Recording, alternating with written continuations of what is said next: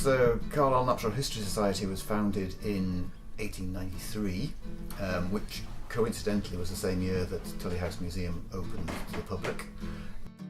There was a connection immediately between the two because the man responsible for the natural history collections here in the museum was also able to offer the fledgling Natural History Society a room to meet here in the museum.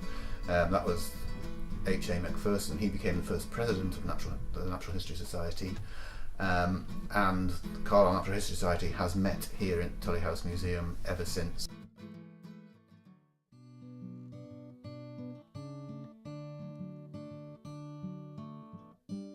It's the connection with the Tully House staff and with the collections, which are, a source of expertise and a source of records and advice, and that's what's made the real continuity, I feel, as much as just the society itself.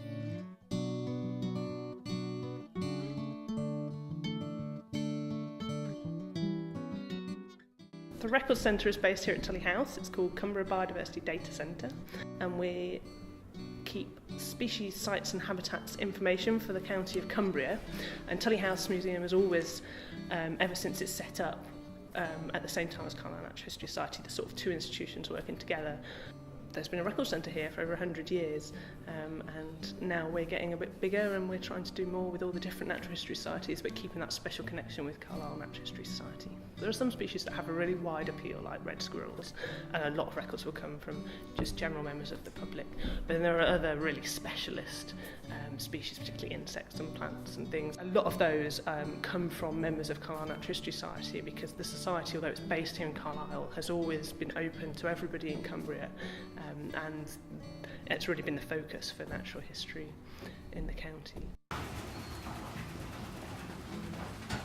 Members of the Natural History Society come in and work as volunteers here in the museum, and they've done great things in terms of getting our collections database and put onto the web and improving the storage of the collections too.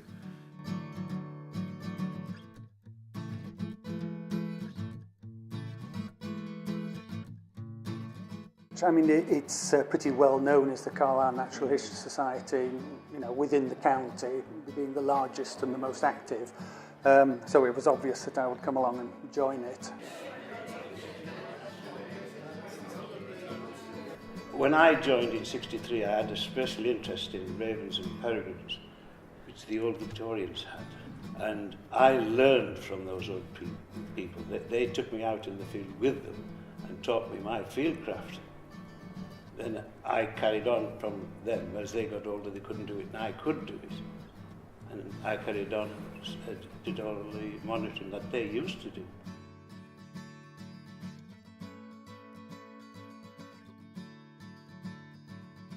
I've been a few times. I only joined in October because Jess showed me what was going on at the society, and I went because I saw something on it that I was interested in. And that kind of provoked an interest overall in the society, and I found it really interesting. And the people there have a lot to say, and you can always find someone that has some knowledge of something or knows the person that you need to speak to about a certain topic. We've been members for a year, and we go every other week where they do a talk about wildlife or plants or conservation projects, all sorts of things. It's quite inspiring. Like for the first few sessions that we went to, I was like buzzing when I came out of it, and Always learning something. and it's a good place to meet people that are in our sort of field, because there's such a lot of experts there.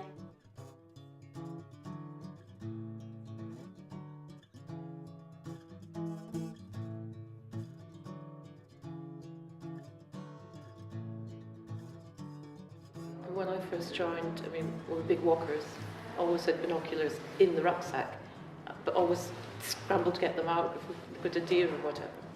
And coming to the society, I began to learn a tremendous amount, and always admired people like Jeff and Steve, that were professionals and my heroes really, all these people who were top-notch at their subjects. And you begin to learn more and more from them. until you find that when I'm at home, my friends are asking me questions. It's all graded, isn't it, where you... But I've learned a tremendous amount from it. And, I mean, that's why I've kept coming, really.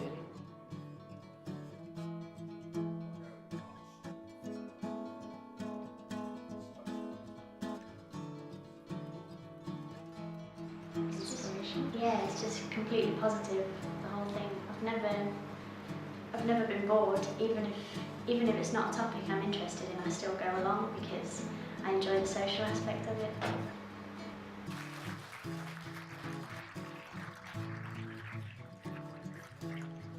Enthusiasm for wildlife, that's what it's about, and the wish to communicate that to other people, whether it's the members or whether it's people outside the society. A lot of members of the Natural History Society who built up collections with their studies over the years ended up leaving them to the museum, and it's great because you can look at, well, there's the Transactions Society where they were publishing their records, but you can also look in the collections here and you can see the exact specimen that F.H. Day got at Geltsdale in 1903, and it's there, and it's got the data with it saying where and when it was collected. So there's a great perspective there on what they were finding in the past, and we've done some of the most interesting work we've done from the Society in terms of the study of the natural history is looking back at what they were finding 100 years ago and comparing that with what's around now.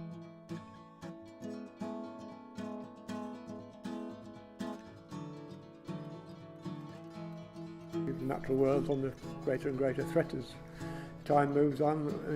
We owe it to younger generations to tell them what's going on and help them to protect their own future.